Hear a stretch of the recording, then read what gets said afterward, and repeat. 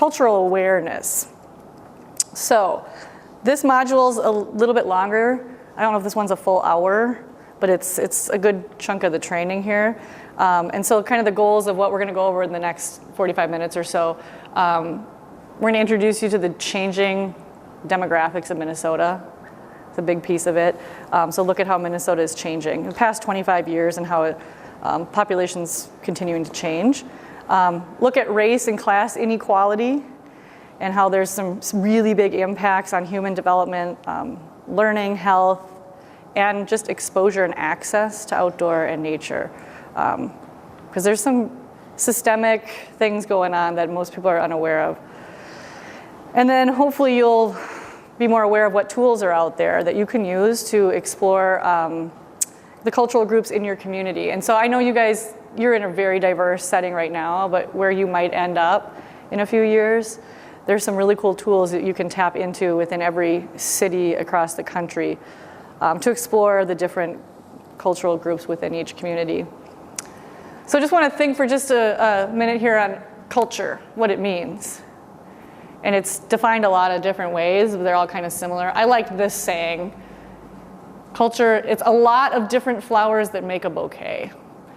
And so this, it's kind of hard to see. I know this is, I wish we could blow this up bigger, but all these different aspects that make each person unique.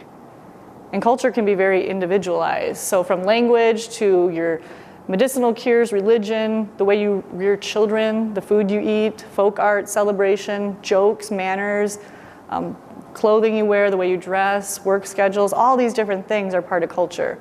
And it's really a small part of culture that we see on the surface. A lot of culture is down deeper. We really got to get to know people and have conversations with them. So we're going to do an activity to let us all kind of experience what it can be like to be different from the dominant culture.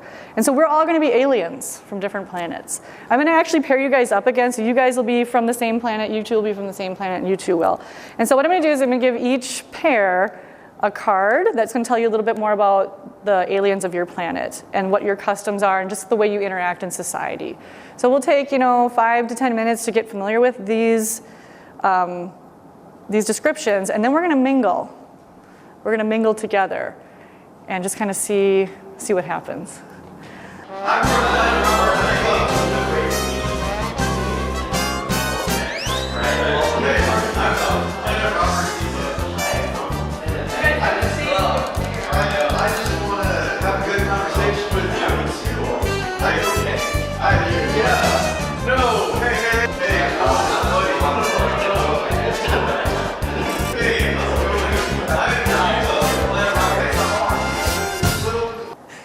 Okay, so how did that feel?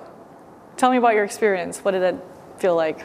Were you able to communicate anything? I mean, did you get anything across? And what were you guys? Always stay 3 feet away from people unless you're dating or angry at them, and speak very loudly to clear that you're honest. Okay, and what were you guys over here? We were talking face to face as a sign of respect, and we would talk quietly, and we need to be close up with people. So you're right, everything is like conflicting with each other's customs, right? So did anybody think to ask? No, it was hard for you guys because you couldn't talk. Ask. I mean, it was helpful. He was like, I'm enjoying my space here, and I'm like, oh, okay, got it. So he's trying to figure out a way to let you know. Yeah. But yeah, thinking about the ones that it's okay to talk, to be able to say, how can I communicate with you better? What, did everybody think to just ask? Like, what's your custom? What are you used to doing, and how can I communicate with you better? What can I do to have better communication? I don't think anybody's ever asked in any of these that we've done so far, and that's kind of the point of this. We just did that. Okay, so a couple things. The way you guys learn to communicate, each of us, it's from our experience, from our background, right? So what seems natural for us could be really strange to other people. A lot of times we don't think of that. Don't make assumptions. Pay attention, listen, watch, ask questions to try to understand other people's styles. So some people might say, oh, he's just being rude. He's just a jerk. There's something deeper going on there, though. And it's difficult to communicate with people from different backgrounds. Try to be understanding. It can be hard for people from cultures different from the dominant culture to be able to participate. That's kind of the big gist there of kind of what we're getting at. So remember, you can always ask questions. I can't imagine that that would be offensive to anybody, as long as you ask it in a polite way. How can I communicate better? What can I do? I like this one too. Anybody do yoga? I used to go to yoga. It didn't last long, but it was nice when I could get away. With 3 kids, it's hard to get to yoga, but that was something that the yoga instructor always did, that namaste. The teacher in me recognizes the teacher in you. We all have something to contribute. I don't care if you're 4 years old or you're 40 years old. You can learn something from everybody around you. And that's kind of part of that activity too. Just by asking questions, you can learn a lot from everybody around you. So we're going to dive into this. The State Demographers Center put this together. So this is great. This is coming from people that work in the state. I don't know if they're out of the Capitol, but near the Capitol. And there's a copy of this on your flash drive as well. But you can also go onto the State Demographers website, which the website address will be at the end of this presentation, and you can actually get it from online as well. So what we're going to look at here in this presentation, so this is one they put together. I didn't create this, but it's great slides. What they were kind of pointing out through this presentation is almost all of us, nearly all immigrants. Immigrants have a significant positive economic impact in Minnesota. The demographics, especially the aging of our population, is going to increase labor shortages, and immigrants are an essential part of that solution. And populations of color, including immigrants and their children, are revitalizing many communities and driving population growth statewide. So a lot of good stuff going on there. So we start out with this slide from the 1860 census, and Minnesota's over here. So each dot represents 1,000 people. So not a whole lot of people in Minnesota at that time. And in the 1860 census, the population was pretty young. 86% were under age 40. 51% of the population was under age 20. And 1/3 of the population was foreign born. Okay, 1910, things have changed. We got a lot more dots in Minnesota there. So total population, a little over 2 million. More than 1/4 of the population was foreign born. And they break it down mostly from Sweden, Germany, and Norway there.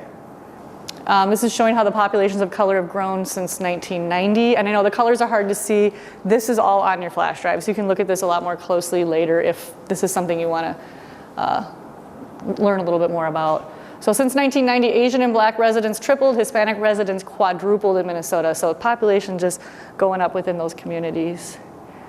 Minnesota today by race, ethnicity, removing Hispanics from all other race groups. So 82% are white, 6% Black, 5% Hispanic, 5% Asian, 2% multiracial, 1% American Indian. If you like the pie charts, there's a pie chart too. Young people, percent of young people in Minnesota who are children of immigrants, this is impressive. Under age 20, it's 1 in 6 children, 1 in 6. Under age 5, 1 in 5. And children of immigrants are foreign born themselves, or they have 1 or 2 foreign born parents. So our number of foreign born in Minnesota from 1920 to 2012, interesting because you see there 1920, and the numbers are hard to see there. I think that's 500,000. No, almost 1 million. So we still have less today than there were in 1920 when we're talking about foreign born, is the kind of the point of that one. International immigration has increased in recent years, but it pales in comparison to the early 1900s. Minnesota foreign-born populations, largest groups by country of birth. This was from 2013. So Mexico at the top, then Somalia, India, Laos, Vietnam, Thailand, China, Korea, Canada. You say Liberia, Germany, Ethiopia, the Philippines, Ecuador, Kenya, Guatemala, Colombia. Kind of interesting to see how it breaks down.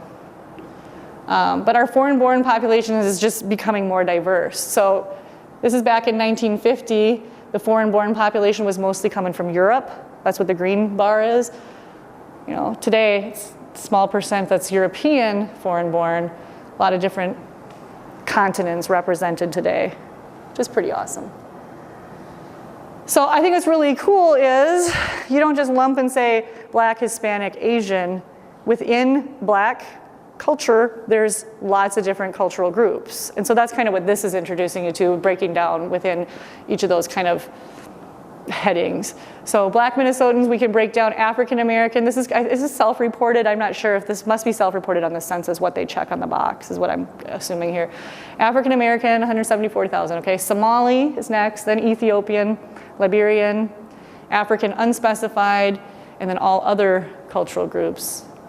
And then not reported. They didn't check a specific box. So there's a lot of diversity. When you say Black Minnesotans, there's a lot of diversity, a lot of different cultural groups within that category. Same thing with Asian Minnesotans. So we have Hmong being the most populated, 79,000. Then Asian Indian, Chinese except Taiwanese, Vietnamese, Korean, Filipino, Laotian, and then all other groups. So a lot of diversity there. And then same with Latino. We've got Mexican, Puerto Rican, Salvadorian, Ecuadorian, Guatemalan, and then the other category. Lots from Mexico, though. This is, I know Holly said multiple times that I should have this bigger and hand out for you. This is in the presentation. I don't think I printed off copies to put in the handbook. I was going to, and then I didn't. But it breaks it down. This is interesting because it breaks it down to all the different ethnic groups reported in Minnesota. And no, you can't see it, but the Germans were the most. The Germans were the most. But then if you combine like the Swedes, the Finnish, and the Norwegians, they're getting close to the population of Germans in Minnesota. But it's really neat because it goes alphabetical, so you can look through this on your flash drive if this is something you're interested in learning more of. And it breaks it down to every little, like even within the Arab community, there's Egyptian, Iraqi, how do you say that, Jordanian? Lebanese, I can't read this, Moroccan, Palestinian, Syrian, Arab, other Arabs. So it's really cool to see the breakdown, but it shows the population in Minnesota. So it's kind of neat to see where these numbers are moving around. That's an impressive slide. Lots and lots of diversity in Minnesota. So the State Demographic Center has these PowerPoints, a whole bunch of different PowerPoints that they've done for different agencies that you can tap into, all kinds of resources on their website. And this is on the flash drive. There's some cool green card voices, which I think in the pre-training assignment, there was a couple of those videos that you were supposed to watch just to get an idea from. I think there was a Somali gentleman and then somebody from Laos maybe. And then somebody from Mexico or Guatemala. So just to kind of get a feel for some of these stories of where people are coming from. But they've been doing a really good oral history across Minnesota to capture some of these stories. And so the stories that I had asked you guys to watch before today, here's just kind of a summary of what that was all about. First of all, getting people to recognize these are real people that live right next door to us. And oftentimes we don't even take the time to get to know each other. You know, coming from really harsh environments, trying to, you know, get to a safe place. They're looking for the same things that we want: safety, acceptance, good education, well-being, happiness. And they're constantly, oftentimes, facing perpetual struggles. Even once they get here, sometimes it's not even safer than where they were, what they have to put up here. So there's poverty and there's inequality, and we're going to kind of dive into some of that systemic stuff. Discrimination, bullying. So kind of getting people to think about how we can provide, you know, safe, welcoming settings, at least in our capacity in the after-school environment. And you guys, you know, you're on campus. This is diverse. You're not new to this stuff. We work with a lot of outstate people that probably don't know anybody who's not white, honestly. So this is important stuff for everybody to be thinking about, and hopefully people take seriously. So a little bit more on immigrant and refugee experience. There's some really cool resources out there on your flash drive. There's a whole toolkit that they created. I can't remember what this organization is called, BRYCS. I can't remember what that stands for. Bridging something something. But they focus on immigrant children in the US and helping them get accustomed to the schools and things. And they provide a lot of resources and training for teachers who are working with immigrant children. So they talk about, you know, thinking about what those kids have gone through in those refugee camps before they got here. So this is a couple things that just wanted to share, but there's several documents that I put on the flash drive. So they say, in addition to the trauma of war or persecution, separation from family and homeland, losses of loved ones, and a familiar life, refugees may also have to deal with poverty. So I just ask people to kind of put yourself in those shoes. Here's a couple of excerpts from some teachers who have worked with refugee children. This one says, many refugee children spend years in refugee camps where they develop strong survival skills, including the ability to fight back when they are attacked. It can take time to teach refugee youth new skills for responding appropriately to threats or perceived threats in their new environment. A refugee resettlement program coordinator who works in an urban school district pointed out that sometimes refugee youth think they're being attacked and respond accordingly, even in situations where American-born students are just playing games or interacting as they typically would with each other. I mean, that's something I never thought about before. And so the resources that we put on the flash drive kind of help you get that perspective. And a lot of it just comes with when you interact with people who are different and you start asking those questions, you learn these things. But we're trying to provide you some of the resources from lessons learned from other agencies. Here's another example. Many people who have worked with refugee or immigrant children in the schools have witnessed newer arrivals being made fun of by students from the same country of origin that have been in the US longer. For example, sometimes more acculturated students call newer arrivals FOB, which stands for fresh off the boat. So I mean, even getting picked on from people within your own culture because you haven't been here as long. So interesting things to kind of think about from that perspective. I think this is interesting. So this is a little outdated. It's 2006, but where I live down by Rochester, Olmsted County did a survey back in 2006. And this is back when the Somali population was really expanding in the Rochester area. And I think they were seeing some definite signs of racism showing up in the community. So they did this survey. And this, you know, Rochester's always bragging that it's like the best city in the country. I think it's been ranked the best city in the country to live, the safest place to live, the happiest place to live, whatever, for many, many years. And then you look at stuff like this and you go, So these are some of the survey results. And I know I should probably put the questions that they asked, but the results kind of are self-explanatory. This is asking about crime increasing since I think specifically the Somali population started to come into Rochester. Absolutely! The crime rate has increased since I moved to the Twin Cities in '97 and then moved back to Rochester in 2003. When you read the Olmsted County court records in the paper, at least half, if not more, are not American names. I have seen what has happened on the East Coast, specifically in the Washington, D.C. metro area. Whole neighborhoods have become Hispanic. Shopping areas in formerly all whites areas have become little Latin Americas. If you come to America, please speak the language, English. Before we know it, English will not be the native language anymore.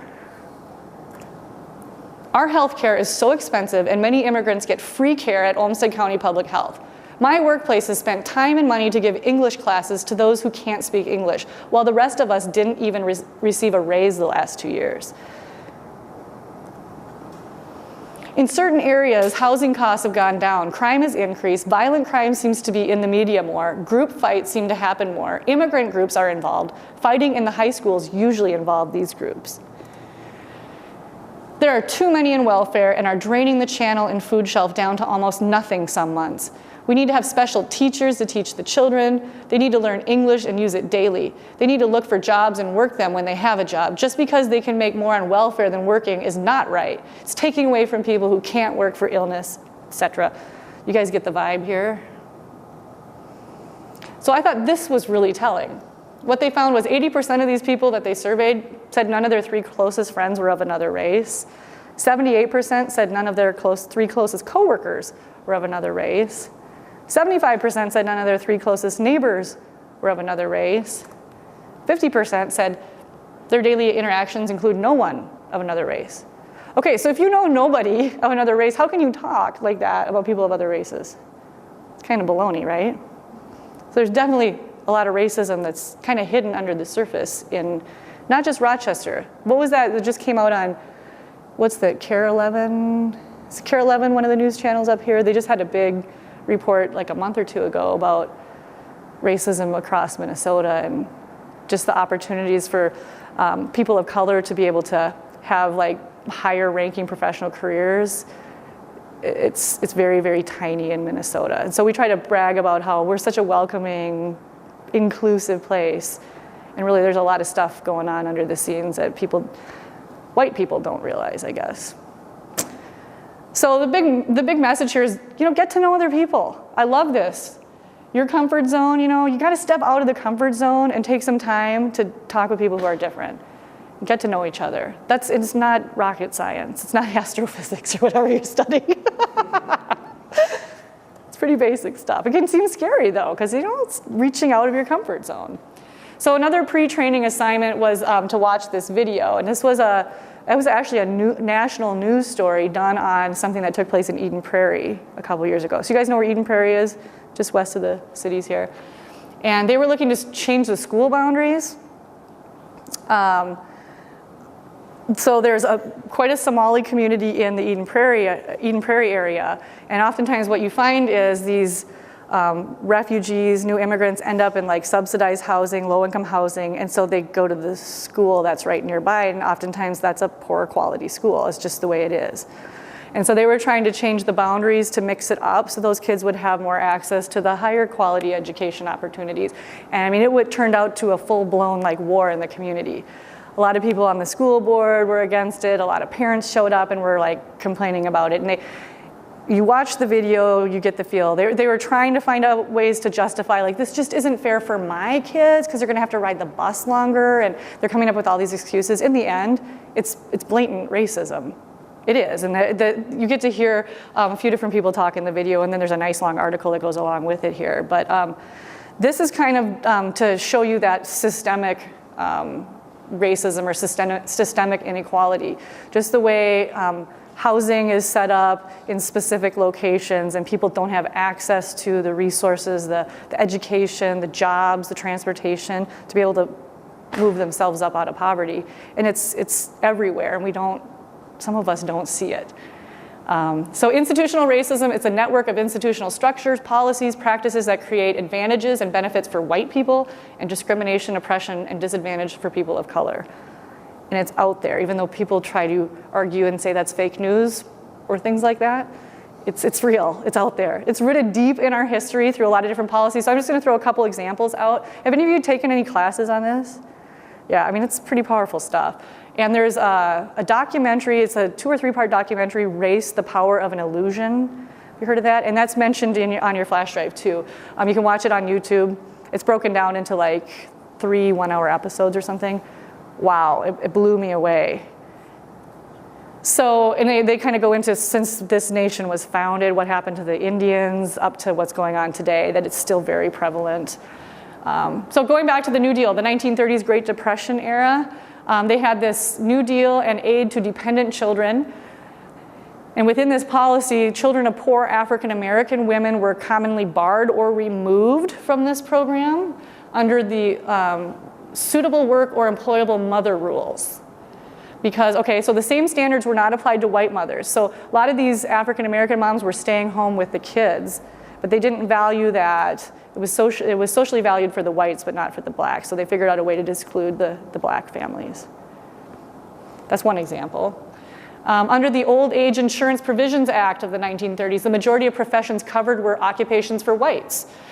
The occupations that were filled by most of the African Americans were domestic work, seasonal labor, farm labor, and they were excluded from that act. So those people didn't qualify for those benefits.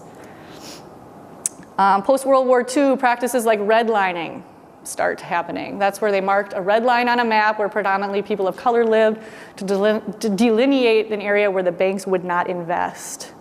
Completely racial. And that practice of redlining exacerbated the already existing housing disparities between many white communities and communities of color. So that documentary I mentioned, Race, the Power of Illusion, they delve into all this stuff too. I think the second episode, and it's like, God, it makes you mad. So kind of the point of this is there's all these side effects to racism, and one action by one person causes a ripple effect that really affects everybody, affects all of us. So we need to be really mindful about our actions and about addressing what's going on in our communities. So what can we do? What are things that you guys can do? First of all, know your own story. What's your culture? And then find the universal threads. We all have things in common, and we can connect and build relationships looking at those common threads. reflect on your own biases. There's a nice worksheet in there. It's a anti-bias, what is it? Professional self-assessment of anti-bias behavior by the Anti-Defamation League. It's a really nice tool, and I was really surprised by my results. I mean, just like I think most of Minnesotans, I like to think I'm really open-minded and welcoming, and there's some things in there I'm like, wow, I never realized that I looked at the world that way. So that's kind of a nice tool just to do on your own, to see where you maybe have some areas that you can improve on. Some of the different stereotypes, misconceptions that we might be carrying around that we don't realize. And then working to identify and address inequalities and discriminatory practices. And part of that is acknowledging that, yes, there really is systemic racism. It's going on all across this country, and it continues to be perpetuated by government policy. Focusing on the strengths, not the deficits of children of color and immigrant children. And there's some really nice research by Head Start. You guys familiar with Head Start? They work with low-income youth. And on your flash drive, I put some links. But Head Start's done some really great research, and they have some nice resources out there for being able to do this kind of stuff. And then using cultural resources of families to build relationships, to learn about each other, asking questions, and getting to know one another. And another piece of this is striving toward developing an inclusive workforce that reflects the people that we serve. And the YMCA does a great job of this, but in the natural resources realm, we suck at this. And we were trying so hard for like the last 10 years. I know Holly within the National Park Service, there's been huge emphasis on trying to outreach and get more diverse communities into the parks and engage with natural resource conservation. And in small baby steps, we're seeing some change, but I think it's not happening fast enough. Really, if we look at what environmental crises are on the horizon, if we don't have people that reflect our population working in this field to protect our natural resources. So Kathy Jordan is out of the University of Minnesota here. She might be within youth studies or something, I can't remember, but she's kind of connected to extension somehow too. And this is a quote from her. She says, disparities in who has access to and who uses outdoor recreation and learning environments matter. Getting kids and families of color and immigrant children and families out into nature is increasingly important as our state's demographics diversify. Like I said, that legacy tax amendment that was approved, that's going to be up again for vote in, was that 2020 something? Like in 10 years, they re-vote on it. It's supposed to be like every 20 years or something. So the citizens can go, we don't want it anymore, or they can vote to carry it on another 20 years. And so that's just one example of why it's really important, at least for me from the environmental field, to get these families outside, connected to nature, excited about nature, so that when it comes time for action, we have people that are willing to take action to protect these places. I like this graphic because it shows, we say, oh, our parks are open to everybody. It's equal access. Doesn't necessarily mean they actually have access to it, though. So there's still a big barrier there. And that could just be in the whole fears. If you've got different cultural communities that have these fears about nature, and so that's a barrier to getting outside, how can we tear down that barrier so that they have equal access? I also just wanted to quickly just drop in the class inequality too. So we're talking about racial inequalities, but class inequalities. Research shows that low-income ethnic areas typically have significantly less access to parks than high-income white areas. That's duh. I mean, if you look around, that's pretty, and Minneapolis is pretty cool. I mean, there's a lot of parks in Minneapolis. But overall, that's how it tends to be. Large disparities in access to parks that promote structured and unstructured play in intimate and natural settings. So like you were saying, a lot of those pictures in that handout look like they're in nature versus like a concrete playground. That's gonna be a difference too. So a lot of times we see low-income communities, they have like the bare bones, blacktop, hoop, basketball hoop, and maybe that's it. And that's the park. So the quality of the outdoor access isn't as good either. So those are some issues, and that's class across the board, red, white, yellow, whatever color of skin, lower income. There's some inequality there. So who's actually going outside? This is a little bit outdated now too, but in 2007, a study that was done in Minnesota here showed that 98% of visitors to Minnesota state parks were white. And I can testify to that. We're seeing a little change in that, but not the changes we had hoped for all the outreach efforts that have been done. In March 2014, the Met Council did a study they called the Regional Park Use Among Select Communities of Color. That's on your flash drive as well. And they were looking at how can we diversify park users. And so they actually surveyed a cross-section of people that lived around some of the parks in Minneapolis area and some of the different park users. And so these are actually coming from the citizens, these ideas. They say, we need to increase awareness about parks and recreation opportunities to communities of color. We need to address the safety concerns, because that's a huge barrier. Develop more communal gathering spaces within our parks. Create park ambassadors, program activities, and events to help connect people of color with our parks. The ones in green are ones we can help to achieve through these kinds of activities. Creating awareness about what we can do outside, addressing safety concerns, and helping kids develop comfort, kind of reduce those fears of the outdoors, and just learning how to be safe when you're outside. And then creating program activities and events that connect people of color to our parks. So that's kind of cool. We can help meet these suggested goals through these kinds of after-school programs. So our big thing is utilizing what's in your neighborhood. I work at a state park. It's not practical to think that we're going to take every kid out to a state park or a national park. This is all about what's in your neighborhood or where your sites are. Are you guys actually involved, all of you, with kids after school, out of school? No? So sites could vary. They could be schools or libraries, or I don't know where all you guys have. Yeah, but no, just thinking about what, where your site is. Even this site here, let's imagine kids are coming here after school. What is right on the grounds here, which there's actually quite a few things you could utilize. And then what's within a short walk. So there's a lot of potential for introducing kids to nature right around this site. And that's why I know we had a conversation, well, man, maybe we should pick a different site that has more greenery. It's like, no, I wanted to show people you can be in downtown Minneapolis and not even be near a park and still do a program like this. So our goal, we want to engage low-income minority youth with the outdoors. That's our kind of top goal. We serve all kids. We don't say, oh, you're white, you can't come to the program. But we really try to find partners where we can make sure this information and these resources are getting to people that are serving those low-income and minority youth. Thinking about purposeful program planning where you can create these opportunities that are welcoming, they're attractive to all audiences. And the first step of this is really getting to know who's in the neighborhood, who's in the community, where your YMCA is or your program is being offered. We're not going to actually do this worksheet, but there's a nice worksheet to help you kind of go through and start brainstorming and kind of inventorying the different organizations and agencies and community groups within a neighborhood that you can kind of pull together to build a sustainable program. So we're not going to do that right now, but that's something that you can do. I know a lot of you are already assigned to sites and you probably already have partnerships in place. That might be more powerful if someday you get placed at a new site and you have to kind of start from scratch. I just thought this was funny. Did you know 50% of Americans don't know their neighbors? Look at what these people are doing.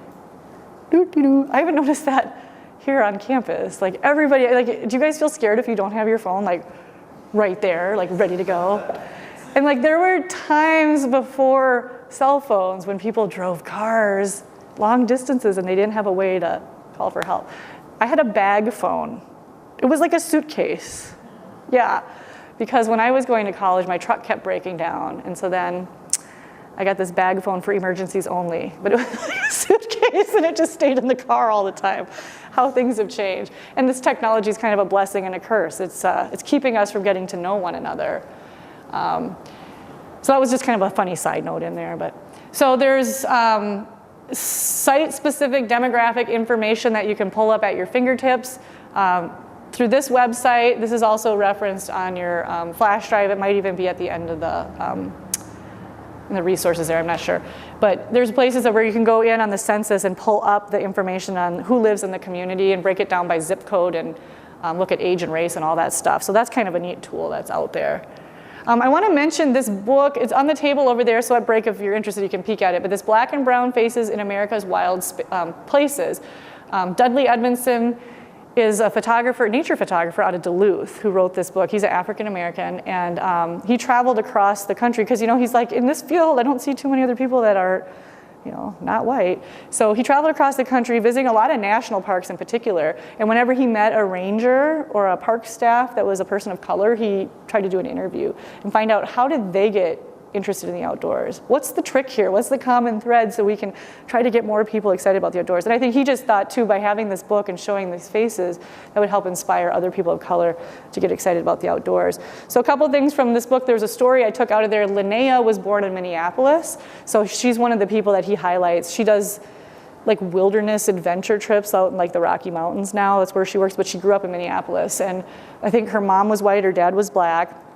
So she was born in North Minneapolis, and she was outside ever since she was a little kid. Her dad loved the outdoors. And so he was taking her outside from the time she was tiny. She remembers being in a backpack on her dad's back, and he'd cross-country ski, and that's like some of her earliest childhood memories.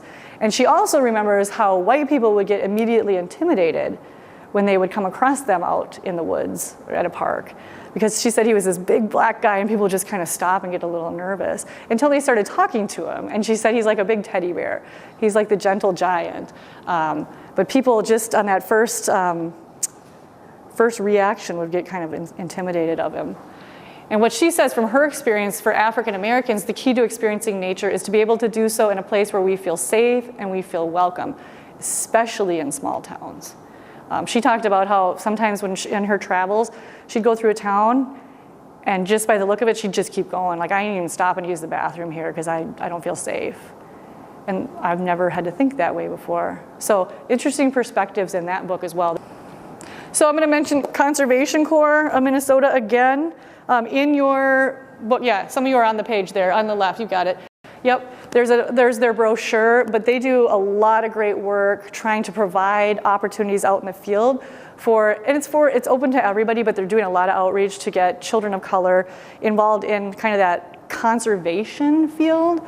And so they have programs for teens, where teens during the summer get paid to, I think they get paid, to go to these summer camps where they do conservation work. So they might be building trails, removing buckthorn or garlic mustard, some of the invasive species, but they're out there doing some hands-on work. And then they have programs for college students to do summer service where they get like prescribed fire training and they get to go learn how to do chainsaws to like cut down some of the invasive trees that are out there. So they're doing a lot of kind of like the CCC of the Great Depression that built a lot of our parks, but it's the modern day version, and they're really trying to make sure that it's accessible for minority populations. So they have some cool stuff going on around Minnesota. The Department of Natural Resources, I kind of mentioned like the Minocqua fishing program that I did, they offer internships, so do the state parks. We have what's called the Naturalist Corps, so we hire summer interns, and they are really trying to do outreach and get youth of color to apply for those positions. And that's the thing, we're not seeing many people even applying. So it's like we got to start when these kids are younger so they get excited and then they pursue it when they go off to college. Because for a lot of those internships, you have to be studying something natural resource related in college to qualify for the internship. Holly can say too, National Park Service, Fish and Wildlife Service, a lot of different agencies, the Forest Service have internships and seasonal positions, and they're all excited to try to get more people of color into those positions. The Children in Nature Network, which I referenced earlier, that's the one that Richard Louv started after his book came out. They have a program called the Young Leaders Program, and they work with college-age students from across the country, and they hold like a national, maybe an international conference just for those young leaders. So that's something for kind of older youth to think about. REI has all kinds of cool stuff going on too. Have you guys been to REI? I've been in there once, I'm like, this is too expensive for me. It's expensive stuff in there, but they do some cool outreach stuff, and they actually have equipment that groups can check out for free and use. So if you want to do a camping trip, a hiking, backpacking, all kinds of stuff. So REI is another neat resource. And then of course you've got places like the Sierra Club that are also doing stuff in the inner city here to get people interested in the outdoors. And then Afro Outdoors, that's what Holly mentioned a minute ago. Afro Outdoors is kind of like the Unlikely Hikers and the Brown People Camping. But Afro Outdoors, they do meetups, and they have them all across. And there's a Minnesota group. And so they meet up, and they actually will go out together as a group to go hiking or fishing or whatever. So if you were to go onto that website, you can actually find the local chapter, but that's kind of a neat resource to direct people towards. Audubon societies, and just another example of an organization that's trying to get people into birding, and they do a lot of outreach and inner city birding, which is kind of cool. So just recapping this, I know that was a long chapter. I warned you, that was almost an hour long. Together we can develop a more culturally inclusive setting for children during the out of school time. I mean, we can break the mold that outdoor nature-based recreation is a privileged activity reserved only for white people or people with money. And we can facilitate ways of connecting all kids to nature in order to reduce the mental and physical health disparities that exist among communities of color. A couple lessons learned, which we've been talking about all along, getting to know the families you serve, talking with them. You could even send home a survey when your program's about to start to find out what they're interested in, find out what their fears are. Or if you're really, like say you're gonna plan to do like a camp out, but you maybe want to plan ahead and have like a information night where families can come and you can kind of talk about some of the issues, concerns, and maybe what the kids need to have to be prepared. Learning about the cultural customs and traditions of the families, be considerate of the different traditions and beliefs. I learned some of those things the hard way. We made s'mores when I was working with a group that was mostly Somali kids, not realizing that the marshmallows have gelatin, which comes from pork, which they can't eat. And they ate the s'mores, but then the one leader was like, hopefully they don't get in trouble when they go home. I was like, oh my gosh, I feel so bad. And then actually just yesterday out at the park, we had a group, Rochester STEM Academy. They brought out like 100, and it's mostly Somali youth. And I didn't even think about prayer time. They had to stop and pray while we were fossil hunting. I'm like, this is so cool, but I didn't even realize. That would have been good to know ahead of time. We could have planned it out a little better for them. So they were on the side of the road where we hunt for fossils, and they were praying on their knees, and I was like, wow, we could have really made this more accommodating for you guys. So kind of getting to know that stuff ahead of time can help you out. And then thinking about how your site is able to work with children who have physical or emotional limitations. We didn't even get into that when we're talking diversity. There's a whole nother aspect to diversity, right? So, YMCAs, are very inclusive, so I'm sure you guys have specific policies on that.